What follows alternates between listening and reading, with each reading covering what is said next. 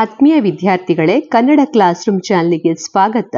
ಇವತ್ತಿನ ವಿಡಿಯೋದಲ್ಲಿ ನಾವು ಅಧ್ಯಾಯ 4 ಚತುರ್ಭುಜಗಳು 8ನೇ ತರಗತಿ ಗಣಿತ ಪುಟ ಸಂಖ್ಯೆ 98ರಲ್ಲಿ ಬರುವ ಕಂಡುಹಿಡಿಯಿರಿ ವಿಭಾಗದ ಪ್ರಶ್ನೆ 3, 4 ಮತ್ತು 5ರ ಸೊಲ್ಯೂಷನ್ ಅನ್ನ ಕಂಡುಹಿಡಿಯೋಣ.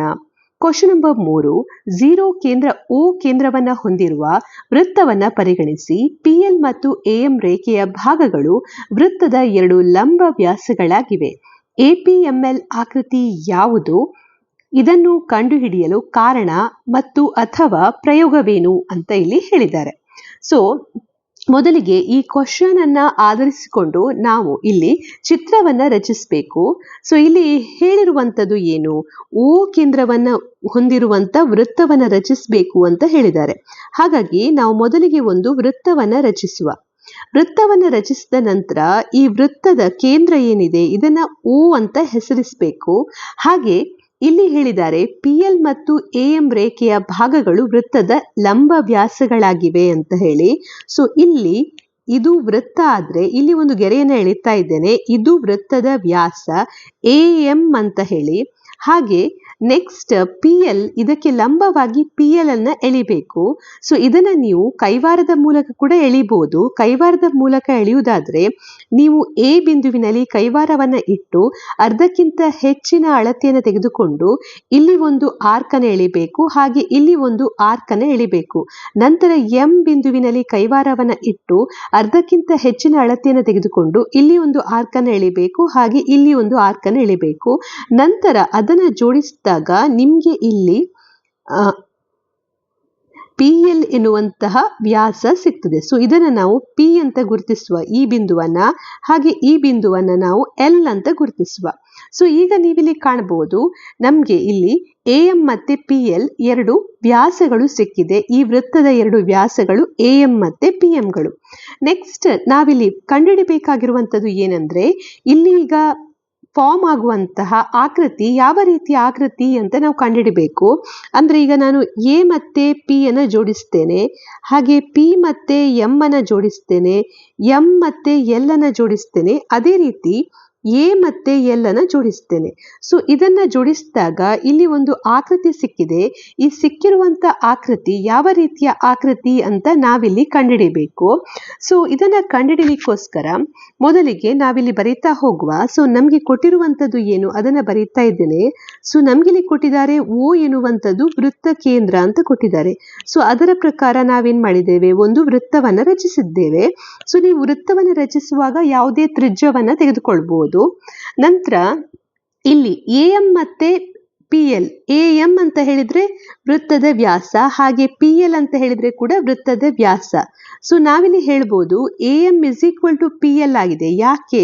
ಇವೆರಡೂ ಕೂಡ ಒಂದೇ ವೃತ್ತದ ವ್ಯಾಸಗಳಾಗಿವೆ. ಹಾಗಾಗಿ AM = PM ಅಂತ ಬರೀತಾ ಇದ್ದೇನೆ. ರೀಸನ್ ಏನು? ಒಂದೇ ವೃತ್ತದ ವ್ಯಾಸಗಳಾಗಿವೆ. ನಂತರ ನೀವಿಲ್ಲಿ ಗಮನಿಸಿದ್ರೆ AM ಮತ್ತೆ PM ಅನ್ನ ಗಮನಿಸಿದ್ರೆ AM ಎನ್ನುವಂಥದ್ದು ಯಾವುದಕ್ಕೆ PLಗೆ ಲಂಬವಾಗಿದೆ. ನೀವು ಈ ಚಿತ್ರವನ್ನ ನೋಡ್ಬೋದು. ಇಲ್ಲಿ AM ಎನ್ನುವಂಥದ್ದು PLಗೆ ಲಂಬವಾಗಿದೆ. ಅಂದ್ರೆ ಇಲ್ಲಿ ಉಂಟಾಗುವಂತ ಕೋನ ಇದು ಎಷ್ಟು? 90 ಡಿಗ್ರಿ ಆಗಿದೆ. ಈ ಕೋನ 90 ಡಿಗ್ರಿ ಇದೆ. ಅದೇ ರೀತಿ ಈ ಕೋನ 90 ಡಿಗ್ರಿ, ಈ ಕೋನ 90 ಡಿಗ್ರಿ. ಈ ಎಲ್ಲಾ ಕೋನಗಳು ಏನಾಗಿದೆ? ಎಲ್ಲಾ ಕೋನಗಳು 90 ಡಿಗ್ರಿ ಆಗಿದೆ. ಹಾಗೆ ಇಲ್ಲಿ AM ಲಂಬ PL ಆಗಿರೋದ್ರಿಂದ ನಾವೇನ್ ಹೇಳ್ಬೋದು, ಇಲ್ಲಿ AM ಲಂಬ PL ಆದ್ರೆ ಇಲ್ಲಿ ನಾವು ಜೋಡಿಸಿದಾಗ ಸಿಗುವಂತಹ ಈ ಬಾಹುಗಳೇನಿದೆ ಇವೆಲ್ಲವೂ ಕೂಡ ಒಂದಕ್ಕೊಂದು ಸಮವಾಗಿರ್ತದೆ. ಅಂದ್ರೆ AP = PM = ML = AL ಆಗಿರ್ತದೆ ಅಂತ ಹೇಳ್ಬೋದು. ಆದ್ರಿಂದ ಅದನ್ನ ನಾನು ಬರೀತಾ ಇದ್ದೇನೆ. AP = PM = ML = LA. ನಂತರ ಇಲ್ಲಿ ಈ APL ಎನ್ನುವಂತ ಚತುರ್ಭುಜವನ್ನ ನೀವು ಗಮನಿಸಿದ್ರೆ ಈ APL ಚತುರ್ಭುಜದಲ್ಲಿ ಏನಾಗಿದೆ? 4 ಬಾಹುಗಳು ಸಮವಾಗಿದೆ. ನಾವು ಈಗಾಗಲೇ ಬರೆದಿದ್ದೇವೆ AP = PM = ML = LA ಅಂತೇಳಿ. ಹಾಗೆ AM ಪರ್ಪೆಂಡಿಕ್ಯುಲರ್ PL ಆಗಿರೋದ್ರಿಂದ, AM ಲಂಬ PL ಆಗಿರೋದ್ರಿಂದ ಇಲ್ಲಿ ಏನಾಗಿದೆ? ಇಲ್ಲಿ ಉಂಟಾಗುವಂತ ಕೋನಗಳು ಈ ಕೋನಗಳು 90 ಡಿಗ್ರಿ ಆಗಿದೆ. ಎಲ್ಲ ಕೋನಗಳನ್ನು ನೀವು ಗಮನಿಸಿದ್ರೆ 90 ಡಿಗ್ರಿ ಆಗಿದೆ. ಇದು ಯಾವ ಚತುರ್ಭುಜದ ಗುಣಲಕ್ಷಣವಾಗಿದೆ? ಇದು ಚೌಕದ ಗುಣಲಕ್ಷಣವಾಗಿದೆ. ಯಾಕೆಂದ್ರೆ ನಾವು ನೋಡಿದ್ದೇವೆ, ಚೌಕ ಎನ್ನುವಂತ ಚತುರ್ಭುಜದಲ್ಲಿ ಎಲ್ಲಾ ಬಾಹುಗಳು ಸಮವಾಗಿರ್ತವೆ ಒಂದಕ್ಕೊಂದು. ಅದೇ ರೀತಿ ಅಲ್ಲಿ ಇರುವಂತ ಕರ್ಣಗಳು ಪರಸ್ಪರ ಲಂಬವಾಗಿ ಅರ್ಧಿಸುತ್ತವೆ. ಅಂದ್ರೆ ಕರ್ಣಗಳು ಅರ್ಧಿಸಿದಾಗ ಉಂಟಾಗುವಂತ ಕೋನಗಳು 90 ಡಿಗ್ರಿ ಆಗಿರ್ತದೆ. ಸೊ ಅದೆಲ್ಲ ಗುಣಲಕ್ಷಣಗಳನ್ನ ನೀವಿಲ್ಲಿ ಕಾಣಬಹುದು. ಆದ್ರಿಂದ ನಾವಿಲ್ಲಿ ಹೇಳ್ಬೋದು APML ಎನ್ನುವಂತ ಆಕೃತಿ ಯಾವ ರೀತಿಯ ಆಕೃತಿಯಾಗಿದೆ? ಇದೊಂದು ಚೌಕವಾಗಿದೆ ಅಂತ ನಾವಿಲ್ಲಿ ಹೇಳ್ಬೋದು. ಕೊನೆಗೆ ನೀವಿಲ್ಲಿ ಬರೀಬಹುದು, APML ಚತುರ್ಭುಜದ 4 ಬಾಹುಗಳು ಸಮವಾಗಿವೆ ಮತ್ತು ಕರ್ಣಗಳು ಪರಸ್ಪರ ಲಂಬವಾಗಿ ಅರ್ಧಿಸುತ್ತವೆ. ಹಾಗಾಗಿ APML ಎನ್ನುವಂತ ಆಕೃತಿ ಒಂದು ಚೌಕವಾಗಿದೆ ಅಂತ ಈ ರೀತಿಯಲ್ಲಿ ಉತ್ತರವನ್ನ ಬರೆದ್ರಾಯ್ತು. ನಂತರ ನಾವು ನೆಕ್ಸ್ಟ್ ಕ್ವಶನ್ ನಂಬರ್ 4 ಸಾಲ್ವ್ ಮಾಡುವ. ಕ್ವಶನ್ ನಂಬರ್ 4ರಲ್ಲಿ ಏನನ್ನ ಕೊಟ್ಟಿದ್ದಾರೆ ಅಂತ ಹೇಳಿ ನೋಡುವ. ಸೊ ಕ್ವಶನ್ ನಂಬರ್ 4, ಪ್ರಶ್ನೆ 4, ಕಾಗದದ ಮಡಚುವಿಕೆಯನ್ನು ಬಳಸಿಕೊಂಡು 90 ಡಿಗ್ರಿಯನ್ನು ಹೇಗೆ ಪಡೆಯುವುದು ಎಂದು ನಾವು ನೋಡಿದ್ದೇವೆ. ಈಗ ನಮ್ಮಲ್ಲಿ ಯಾವುದೇ ಕಾಗದವಿಲ್ಲ, ಆದರೆ ಸಮಾನ ಉದ್ದದ 2 ಕಡ್ಡಿಗಳು ಮತ್ತು ಒಂದು ದಾರವಿದೆ ಎಂದು ಭಾವಿಸೋಣ. ಇವುಗಳನ್ನು ಬಳಸಿಕೊಂಡು ನಾವು ನಿಖರವಾದ 90 ಡಿಗ್ರಿಯನ್ನ ಹೇಗೆ ಮಾಡಬಹುದು ಅಂತ ಹೇಳಿ ಹೇಳಿದ್ದಾರೆ. ಸೊ ಇದಕ್ಕೆ ನೀವು ಸ್ಟೆಪ್ ಬೈ ಸ್ಟೆಪ್ ಏನೆಲ್ಲ ಮಾಡಬೇಕು ಅಂತ ಹೇಳಿ ಒಂದೊಂದಾಗಿ ಬರೀತಾ ಹೋಗಬೇಕು. ಸೊ ಮೊದಲಿಗೆ ನಾನು ಇದನ್ನ ಎಕ್ಸ್ಪ್ಲೇನ್ ಮಾಡ್ತೇನೆ. ಇಲ್ಲೀಗ ಇದಕ್ಕೆ ಹೊಂದಿಕೊಂಡು ನಾವು ಹಿಂದಿನ ಉದಾಹರಣೆಯನ್ನ ನೋಡ್ಬೋದು. ಹಿಂದೆ ಮೊದಲಿಗೆ ಎಕ್ಸ್ಪ್ಲೇನ್ ಮಾಡುವಾಗ ನಾನಲ್ಲಿ ಕಾರ್ಪೆಂಟರ್ ಪ್ರಾಬ್ಲಮ್ ಅಥವಾ ಬಡಗಿಯ ಪ್ರಾಬ್ಲಮ್ನ ಬಗ್ಗೆ ಡಿಸ್ಕಸ್ ಮಾಡಿದೆ. ಅದೇ ಪ್ರಾಬ್ಲಮ್ ಅನ್ನ ಇಲ್ಲಿ ಪುನಃ ಕೇಳಿದ್ದಾರೆ. ಅಂದ್ರೆ ಇಲ್ಲಿ 2 ಕಡ್ಡಿಗಳಿವೆ, 2 ಉದ್ದವಾಗಿರುವಂತಹ ಕಡ್ಡಿಗಳಿವೆ. ಸೊ ಈ ರೀತಿ ಇರುವಂತ 2 ಮರದ ಕಡ್ಡಿಗಳಿವೆ ಅಥವಾ ಯಾವುದೇ ರೀತಿಯ ಕಡ್ಡಿಗಳಾಗಿರ್ಬೋದು. ಈ ರೀತಿ 2 ಕಡ್ಡಿಗಳಿವೆ. ಸೊ ನಾವಿಲ್ಲಿ ಏನ್ ಮಾಡ್ಬೇಕಂದ್ರೆ ಈ ಕಡ್ಡಿಗಳನ್ನ ಇದನ್ನ ಒಂದರ ಮೇಲೆ ಒಂದು ಪ್ಲೇಸ್ ಮಾಡಬೇಕು. ಯಾವುದಾದ್ರೂ ನೆಲದಲ್ಲಿ ಅಥವಾ ಯಾವುದಾದ್ರೂ ಒಂದು ಸರ್ಫೇಸ್ ಅಲ್ಲಿ ಇಟ್ಟು ಅದನ್ನ ಒಂದರ ಮೇಲೆ ಒಂದು ಕಡ್ಡಿಯನ್ನ ಈ ರೀತಿ ಇಟ್ರೆ ಇನ್ನೊಂದು ಕಡ್ಡಿಯನ್ನ ಈ ರೀತಿಯಲ್ಲಿ ಇಡಬೇಕು. ಸೊ ಈ ರೀತಿಯಲ್ಲಿ ನಾವು ಇಡಬೇಕು. ಸೊ ಈ ರೀತಿ ಇಟ್ಟ ನಂತರ ನೆಕ್ಸ್ಟ್ ಏನ್ ಮಾಡಬೇಕು, ನಾವು ದಾರದ ಸಹಾಯದಿಂದ ಅದರ ಎಂಡ್ ಪಾಯಿಂಟ್ಗಳು ಏನಿದೆ, ಈ ತುದಿಗಳು ಏನಿದೆ, ಆ ಎಲ್ಲಾ ತುದಿಗಳನ್ನ ಜೋಡಿಸ್ಬೇಕು. ಸೊ ಈ ರೀತಿಯಲ್ಲಿ ನಾನು ಜೋಡಿಸ್ತಾ ಹೋಗ್ತೇನೆ. ಇದು ದಾರ ಅಂತ ಅಂದುಕೊಳ್ಳಿ, ಗ್ರೀನ್ ಕಲರ್ ಇರುವಂತದ್ದು. ಸೊ ಇದನ್ನ ಜೋಡಿಸ್ತಾ ಬರ್ತೇನೆ. ಈ ರೀತಿಯಲ್ಲಿ ನೀವು ಜೋಡಿಸ್ತಾ ಬರಬೇಕು. ಸೊ ಇಲ್ಲಿ ಜೋಡಿಸ್ತಾ ಬಂದಾಗ ಇಲ್ಲಿ ಏನಾಗಿರ್ತದೆ, ನೀವಿಲ್ಲಿ ಕಾಣಬಹುದು, ಇಲ್ಲಿ ಕೋನಗಳು ಉಂಟಾಗ್ತದೆ. ಸೊ ಈ ಕೋನ ಏನಾಗಿರ್ತದೆ, 90 ಡಿಗ್ರಿ ಆಗಿದೆ. ಹಾಗೆ ಈ ಕೋನ ಎಷ್ಟು, 90 ಡಿಗ್ರಿ. ಅದೇ ರೀತಿ ಇದು ಕೂಡ 90 ಡಿಗ್ರಿ ಆಗಿದೆ. ಇದು ಕೋನ ಕೂಡ 90 ಡಿಗ್ರಿ ಆಗಿದೆ. ಅದೇ ರೀತಿ ನೀವು ಅಭಿಮುಖ ಬಾಹುಗಳನ್ನ ಗಮನಿಸಿದ್ರೆ ಈ ಬಾಹು ಇದಕ್ಕೆ ಸಮವಾಗಿದೆ, ಮತ್ತೆ ಈ ಬಾಹು ಇದಕ್ಕೆ ಸಮವಾಗಿದೆ.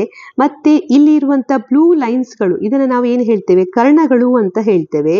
ಈ ಕರ್ಣಗಳು ಒಂದಕ್ಕೊಂದು ಪರಸ್ಪರ ಅರ್ಧಿಸುತ್ತದೆ. ಅಂದ್ರೆ ಇಲ್ಲಿರುವಂತ ಈ ಭಾಗ ಇದಕ್ಕೆ ಸಮವಾಗಿದೆ, ಈ ಭಾಗ ಇದಕ್ಕೆ ಸಮವಾಗಿದೆ. ಇದು ಸಮಭಾಗಗಳಾಗಿ ವಿಂಗಡಿಸ್ತದೆ. ಸೊ ಇದು ಯಾವ ಆಕೃತಿಯ ಗುಣಲಕ್ಷಣ?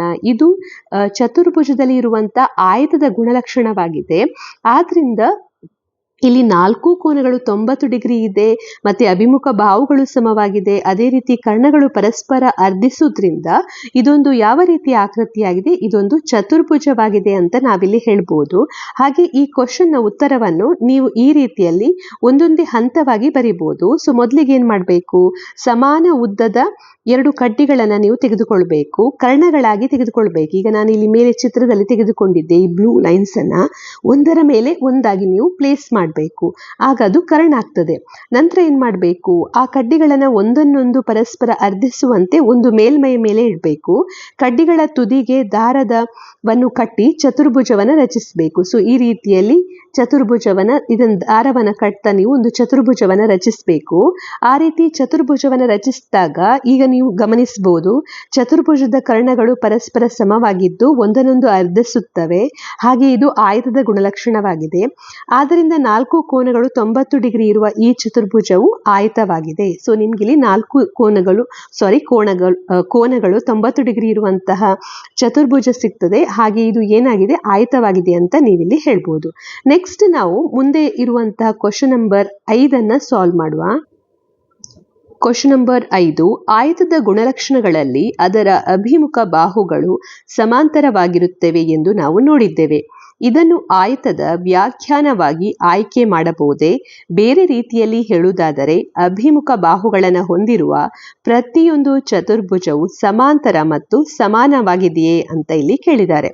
ಸೊ ನಾವು ಆಯತದ ಗುಣಲಕ್ಷಣಗಳಲ್ಲಿ ಕಲ್ತಿದ್ದೇವೆ ಏನಂತ ಹೇಳಿ, ಆಯತವನ್ನು ನೀವು ಯಾವುದೇ ಒಂದು ಆಯತವನ್ನು ನೀವು ತೆಗೆದುಕೊಂಡ್ರೆ ಆಯತದಲ್ಲಿ ಅಭಿಮುಖ ಬಾಹುಗಳು ಸಮವಾಗಿರ್ತವೆ, ಹಾಗೆ ಅದರ ಜೊತೆಗೆ ಅವುಗಳು ಸಮಾಂತರ ಕೂಡ ಆಗಿರ್ತದೆ. ಅಂದ್ರೆ ಈ ರೀತಿಯಲ್ಲಿರುವಂತ ಈ ಗೆರೆಗಳು, ಇಲ್ಲಿರುವಂತ ಈ ಗೆರೆ ಹಾಗೆ ಈ ಗೆರೆ ಇದು ಒಂದಕ್ಕೊಂದು ಸಮಾಂತರವಾಗಿದೆ, ಹಾಗೆ ಇಲ್ಲಿರುವಂತ ಈ ಗೆರೆ ಇದಕ್ಕೆ ಸಮಾಂತರವಾಗಿರ್ತದೆ ಅಂತ ನಾವಿಲ್ಲಿ ನೋಡಿದ್ದೇವೆ.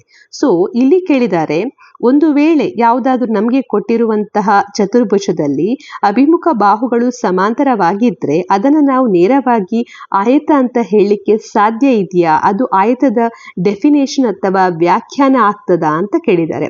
ಸೊ ಕೇವಲ ಅಭಿಮುಖ ಬಾಹುಗಳು ಸಮಾಂತರವಾಗಿದ್ರೆ ಅದನ್ನು ನಾವು ಆಯತ ಅಂತ ಹೇಳಲಿಕ್ಕೆ ಸಾಧ್ಯ ಇಲ್ಲ. ಯಾಕೆಂದ್ರೆ ಈಗ ಅಭಿಮುಖ ಬಾಹುಗಳು ಈಗ ಸಮಾಂತರವಾಗಿದೆ ಅಂತ ಹೇಳಿದ್ರೆ ಅದು ಆಕ್ಚುಲಿ ಸಮಾಂತರ ಚತುರ್ಭುಜ ಅಂತ ನಾವು ಹೇಳ್ತೇವೆ. ಈಗ ಈ ರೀತಿಯಲ್ಲಿ ಇದ್ರೆ ಅದನ್ನು ನಾವು ಈ ರೀತಿ ಇರುವಂತ ಇನ್ನೊಂದು ಆಕೃತಿ ಇದೆ, ಅದನ್ನು ನಾವು ಸಮಾಂತರ ಚತುರ್ಭುಜ ಅಂತ ಹೇಳ್ತೇವೆ. ಅದನ್ನು ನಾವು ಆಯತ ಅಂತ ಹೇಳುವುದಿಲ್ಲ. ಯಾಕೆಂದ್ರೆ ಈ ರೀತಿ ಇದ್ದಾಗ ಇಲ್ಲಿ ಇರುವಂತ ಕೋನಗಳು ಏನಿದೆ ಇದು 90 ಡಿಗ್ರಿ ಆಗಿರುವುದಿಲ್ಲ. ಆದ್ರಿಂದ ಕೇವಲ ಅಭಿಮುಖ ಬಾಹುಗಳು ಸಮಾಂತರವಾಗಿದ್ರೆ ಅದನ್ನ ಆಯತ ಅಂತ ನಾವು ವ್ಯಾಖ್ಯಾನ ನೀಡಲಿಕ್ಕೆ ಸಾಧ್ಯ ಇಲ್ಲ.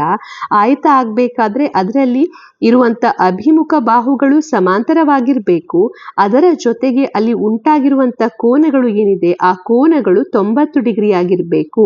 ಆಗ ಮಾತ್ರ ಅದನ್ನ ನಾವು ಆಯತ ಅಂತ ಹೇಳ್ಬಹುದು. ಸೊ ಅದು ಆಯತದ ವ್ಯಾಖ್ಯಾನವಾಗಿದೆ. ಕೇವಲ ಅಭಿಮುಖ ಬಾಹುಗಳು ಸಮಾಂತರವಾಗಿದ್ರೆ ಅದು ಆಯತವಾಗುವುದಿಲ್ಲ. ಯಾಕೆಂದ್ರೆ ಅಭಿಮುಖ ಬಾಹುಗಳು ಸಮಾಂತರವಾಗಿದ್ರೆ ನಾವು ಇನ್ನೊಂದು ಆಕೃತಿಯನ್ನು ಕಾಣಬಹುದು. ಇದನ್ನ ನಾವು ಈಗ ಈ ಆಕೃತಿಯನ್ನು ನಾವು ಸಮಾಂತರ ಚತುರ್ಭುಜ ಅಂತ ಹೇಳ್ತೇವೆ. ಸೊ ಕೇವಲ ಆ ಒಂದು ಗುಣವನ್ನ ಇಟ್ಕೊಂಡು ನಾವು ಅದು ಆಯತ ಅಂತ ಹೇಳಲಿಕ್ಕೆ ಸಾಧ್ಯ ಇಲ್ಲ. ಸೊ ಇದರ ಉತ್ತರವನ್ನ ನೀವು ಈ ರೀತಿಯಲ್ಲಿ ಬರೀಬಹುದು. ಆಯತದ ಗುಣಲಕ್ಷಣಗಳಲ್ಲಿ ಅಭಿಮುಖ ಬಾಹುಗಳು ಸಮಾಂತರವಾಗಿರುವುದನ್ನು ಆಯತದ ವ್ಯಾಖ್ಯಾನ ಎಂದು ಪರಿಗಣಿಸಲು ಸಾಧ್ಯವಿಲ್ಲ. ಸಮಾಂತರ ಚತುರ್ಭುಜದಲ್ಲಿಯೂ ಕೂಡ ಅಭಿಮುಖ ಬಾಹುಗಳು ಸಮ ಮತ್ತೆ ಸಮಾಂತರವಾಗಿರ್ತದೆ. ಆಯತವಾಗಬೇಕಾದ್ರೆ ಅಭಿಮುಖ ಬಾಹುಗಳು ಸಮ ಮತ್ತು ಸಮಾಂತರವಾಗಿರಬೇಕು ಮತ್ತು ಎಲ್ಲಾ ಕೋನಗಳು 90 ಡಿಗ್ರಿ ಆಗಿರಬೇಕು. ಸೊ ಇದು ಆಯತದ ವ್ಯಾಖ್ಯಾನವಾಗಿದೆ. ಕೇವಲ ಅಭಿಮುಖ ಬಾಹುಗಳು ಸಮಾಂತರವಾಗಿರುವುದು ಅದು ಆಯತದ ವ್ಯಾಖ್ಯಾನ ಅಂತ ಹೇಳಲಿಕ್ಕೆ ಸಾಧ್ಯ ಇಲ್ಲ. ಅಭಿಮುಖ ಬಾಹುಗಳು ಸಮಾಂತರವಾಗಿರುವಂತ ಅನೇಕ ಬೇರೆ ಆಕೃತಿಗಳು ಕೂಡ ಇದೆ. ಆಯತ ಹಾಗೆ ಸಮಾಂತರ ಚತುರ್ಭುಜ ಅದರಲ್ಲೂ ಕೂಡ ಅಭಿಮುಖ ಬಾಹುಗಳು ಸಮಾಂತರವಾಗಿದೆ.